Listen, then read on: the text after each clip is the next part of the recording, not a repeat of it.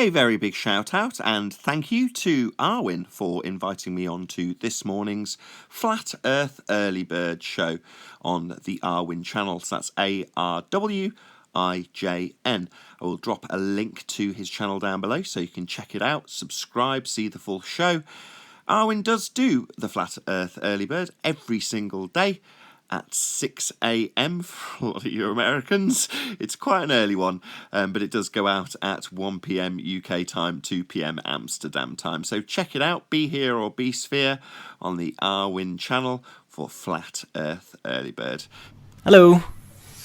Hello. Hey, Nathan. Yeah, I'm okay.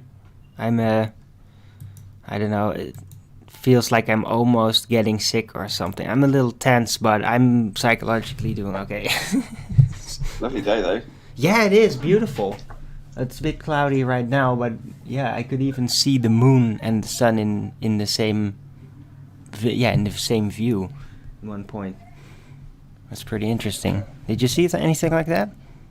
I've seen that plenty of times. That's not an uncommon occurrence. It's kind of newbie flat Earth thing that people discuss from time to time, like it's something that the heliocentric model can't cope with. Right, because the moon sickle it's just so close angular wise, and the moon sickle is just sitting there, and it's like, okay, so why isn't the sun shining from behind it if it is so much closer by? It makes no sense. I just remember asking Chris Monk about it, because he had a full-on heliocentric model, and I was like, can you just show me this moon, that moon? Is this an impossible moon? Is that an impossible? And they never were. Never. I think he might have had... I vaguely remember him showing me one impossible moon. There was a very, very specific set of circumstances. I can't remember it. It didn't make a very big impression on me. But generally speaking, in that regard, that's what the model's based on, right? It's all about the celestial bodies. So they're going to get that bit right. I guess. Well, it could kind of work out. It just seems unnatural. It doesn't really seem like actual balls and lights shining from behind and all that. It's just... What, talking about shining, that was the one thing Chris Monk did show me that was quite interesting. So if you imagine your schoolyard or school model version of the heliocentric model, even if it's just like a balls on bits of fishing wire, you imagine, just picture in your mind the heliocentric model and what it does and things spinning around the sun and all that, right? When Chris showed it me, he said, the most interesting thing I can show you is this. And he flicked a switch, metaphorically, and turned on the sun. I'll let you think about what I've said for a second.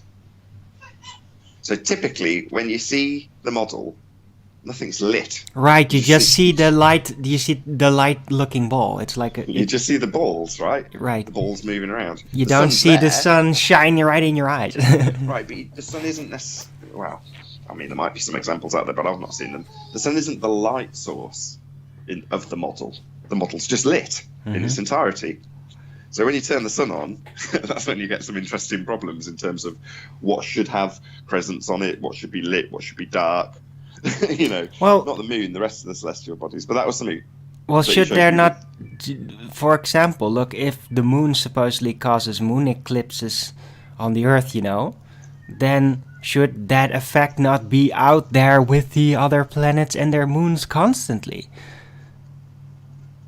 Well, I'm just saying that the light that when they're all lit, it doesn't seem to make as much sense as when you just show it as a model accounting for the balls moving in a particular way. Right. When you light them, it suddenly doesn't seem to work quite as well. Was all I was saying. That's the only thing I can think of. I mean, there's the selenium or whatever. How do you say that word? Where the both selenium. Yeah. I can never say either. But people in the audience will know what we're talking about. When you've got an impossible moonrise, and with an eclipse. And the sun and the moon both above the horizon. In other words, you haven't got their arrangement where the thing causing the eclipse is one body physically blocking the other body, because you can see them both. Right. Yeah, that's weird. So, yeah, I mean, I've only seen two, different captures from different people. I don't think there's very many out there on video that you can just get hold of. But I've seen it. I'm not with my own eyes, obviously. Right.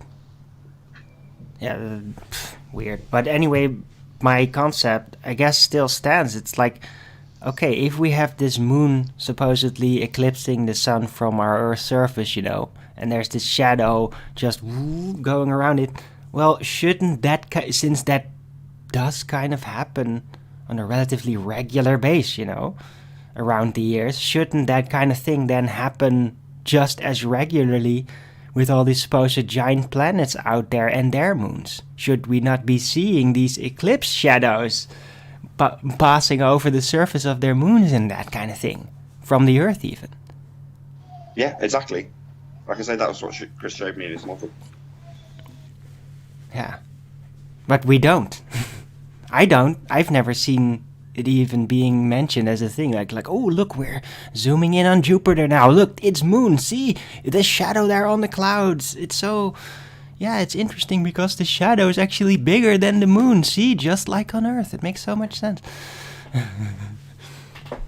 The whole point of it is a way of being able to conceptualize how the sky works. Conceptualizing yourself on a ball to understand how the lights in the sky move, with a few problems that they openly declare. That's it. It's just a philosophical way of looking at the world, so you can wrap your head around the lights in the sky. Doesn't mean the Earth's a sphere. Philosophically, you can think of it as a sphere. Yep. But it doesn't mean it is. Indeed. Right. Interesting. Any other developments going on in this weekend that I haven't been aware of? The LMSB 69 caught another black swan. This time with the more distant 9.41 over however many miles it was, oil platform all squashed. Oh, right, yeah. Yeah, with the really... still above the other one, though. Yeah, in terms of its positioning and where the horizon is, it's no different to the other one, but you've got some compression on the second platform. Yeah. So the horizon argument is still exactly the same, though. It's still just as good a black swan. If anything, the horizon's slightly higher up. So yeah, little. Slightly better. Yeah, it's almost like the horizon is just being a little bit more compacted than usual, as it were. So like it folds into the horizon, and the folding is a little bit more aggressive. So it's squished, and probably a little squished upwards too, from the bottom. That's how I see it. Like in the distance, it just folds into the horizon. I mean, I think that the atmospheric effect is stooping. That's the effect that they call it. Right. Yeah, the actual visual, yeah, that's supposedly stooping. Indeed. Is it stooping? It could be. I think so. It doesn't really matter. I think so. It's like the compacting. I think that was stooping. No, thinking about it, I think looming is the opposite of stooping, which means things being raised up. So stooping is probably things dropping down as opposed to being squashed, stretched and squashed. Mirage is looming and stooping. So looming and stooping are literally a cookie cutter displacement, and the other ones are about the compression or stretching. Yeah, exactly. Ah, okay. And then you've got mirages, which obviously is a separate category because you've got things that are inverted and copies of things. Right. Yeah, it's still complicated for me to get all the effects separate sometimes. I still mix them up. I don't think it's necessary. I hope QE's not listening to this. So I don't think it's necessary. So you could hold them to task on where they're claiming atmospheric refraction and where it doesn't sit as applicable in their definitions. So this is going to be a bit convoluted. In their definitions, all of them refer to a geometric horizon. So the rhetoric is solid. Their horizon is geometric. It's just a fact. So all of the definitions fall in line with describing a geometric horizon, because that's what it is in their model. Now, the fact that they're asserting it about reality is neither here nor there. The definition of the globe head's horizon is fact geometric. So when they start describing atmospheric effects, you can always catch them out, if you will, because you can't apply their definitions of atmospheric refraction when the basis of the definition is in reference to a geometric horizon. So Yeah. the looming, for instance, will take place with respect to the horizon in their definitions, because if it didn't, Right. their contradiction would violate the law of non-contradiction. Right. That in relation to the geometric horizon specifically. Precisely. Exactly. Right. So long as you're starting from the standpoint that the horizon is geometric, which it is by definition. So On their globe. Just in standard definitions, the general rhetoric, therefore your general wiki entry and your general dictionary entry, is a heliocentric entry. Now that's not to say that they're specifically going to be referencing the heliocentric model. If you take a National Geographic reference, for instance, and look for their definition and cite it, it won't necessarily have anything to do with the heliocentric model or a globe Earth, but what they'll be describing in the horizon will be geometric by definition, and therefore it will be non sequitur if you try and describe something moving with respect to itself. That's non sequitur. So they'll always have the same definition. At trench level, they've started to deny physical geometry. Now, for QE, he said, well, no, tie them to hold them to account, get them to tell you what type of refraction. Don't just let them go, refraction. Tell them ask them what type, and get them to define it, and then point out the error in their definition when they're trying to loom the horizon with respect to the horizon and show why it's non sequitur. But I wouldn't do that. I've explained it also. I'm not just saying I don't understand it, therefore I'm not going to utilise it. I do understand it, and I understand the definitions, and I understand the reason why QE wants people to do this. He wants them to understand that just barking off refraction isn't actually applicable. But I try and sidestep that. So I'll actually give it them. Okay, refraction, you say. So the horizon is refracted. And they go, yeah. You go, well, it's not geometric. That ends the argument. I'm all for going immediately for the kill. As soon as they beg the question, point it out, and that's the end of the argument. They've used fallacious reasoning. In this instance, the moment they relinquish the geometric horizon, because they're saying it's refracted, I couldn't give a shit if the definition matches it or not. You're saying it's refracted. Okay, I'll accept that at face value. You can refract the horizon. But pointing out that their horizon can't be refracted because it's geometric, what's the point? Just let them have it. Yeah, okay, it's refracted, therefore not geometric. We've only got one horizon, yours is geometric. Hold on, technically, their geometric horizon, assuming that it is what it is, could be refracted and all that. But no. But hold on, but it would always... It would not warp around the way it does because optics don't work that way. That's the issue. So let me correct you. You're now talking about what optics do. That's not geometry. You got a point. I'm trying to get to reality. Sure. I just want to. That's the most subtle of the nuance of this argument that people just aren't getting. They don't seem to recognise that while it's possible. Let's take Mr. Sensible example. Right, takes a magnifying glass, puts it in front of the camera, moves the horizon. Yeah, okay. But at that point, you're not going to be drawing a straight tangent line to a physical point on that ball. It's refracted, not representative of the reality, moved in relation to it, non-geometric. That's why I got Rumpus talking in circles, because his model, if it's refracted, it's not geometric. I've done 2 videos with the same title almost. Mm-hmm. If the horizon is refracted, it's not geometric. Their model's got a geometric horizon, and their refraction, if they say terrestrial refraction, which they must at some stage, to bend the light around the geometry they don't have anymore, they've got an R, and the R value leads up to the outside edge of the sphere. That's the singular, the horizon in the globe model. It's a geometric horizon. End of statement.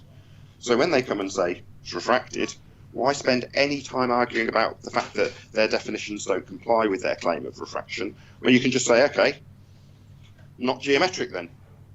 Yeah, I get it. Because if they say, yeah, but I can move it, look, I'll show it. Yes, so not geometric then. Like Brenda, she did it. Yeah, I can explain how to loom the horizon. Can you now? That's wonderful. You couldn't if you were complying with your definition of horizon because it's geometric in every example. But I don't care about that. You think you can refract it? Maybe you can.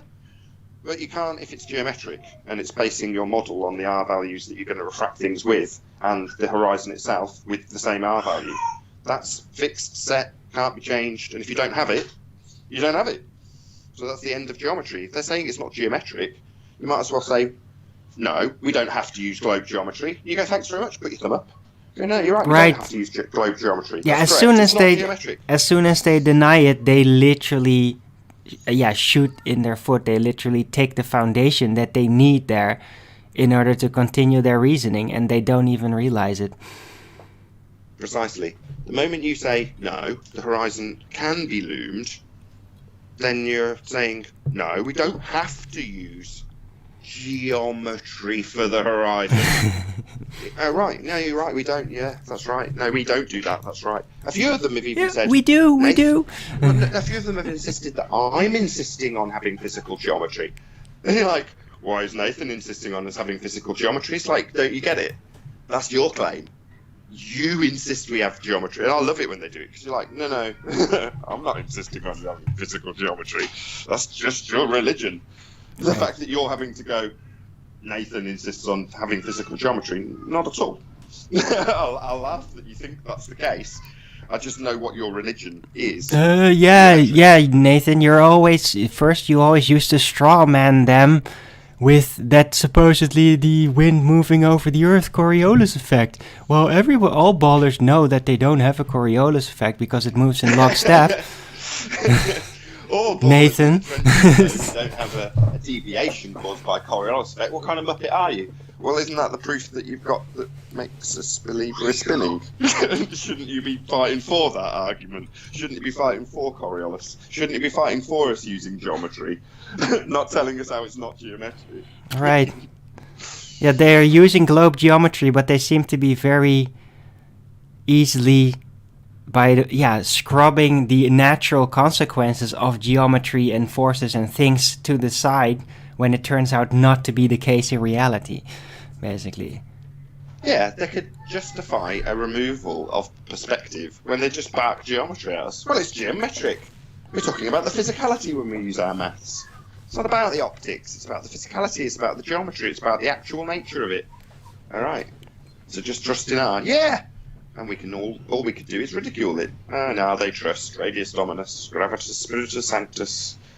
All that crap was just to ridicule the fact that they could actually trust in our, right up until they're saying themselves, well, it's not geometric. What, like your ball belief. Well, that's good. Welcome to Flat Earth. Yep. Welcome to Flat Earth. I'm gonna leave you out. I only intended to be on the call for you for about 5 minutes. I've been here for 17. Oh, right. It was great having you on. Thanks. It's a pleasure. Hopefully that'll keep the conversation running for a bit. Oh, I'll plug my show though. It starts at 2. Brand new Flat Earth debate, uncut and after show. Be here or be sphere on the Nathan Oakley 1980 channel. Straight after Arwen. Premiere, right? Yeah. Well, it's new material. Don't demean it like just a premiere. It's brand new material. Hey, it was the second Friday show, right? Yeah, the one it goes out. A chunk of the show does go out live to a limited audience, but for the most part, most people haven't seen it, and for the most part, nobody's seen it because it's brand spanking new. Well, despite it just being a premiere, I thought that the Friday show, all of them were pretty damn good. So definitely, I'm looking forward. That's why actually, if I'm ruthlessly honest, I did have slightly selfish motivations because I did definitely love that show. It's okay, Nathan. It's okay. You can enjoy your own work if you want to. It's a good show. I mean, I'm going to be watching. I'm excited. I wanted to chew out a bit of time. I thought the time would run over when it's 5 minutes and turn into 20. All right. So that is going to start in 20 minutes from now? Exactly. All right. Right, Owen, I'll leave you to it. Have a good show. I'll be watching. Thanks for being on the panel today. See you around.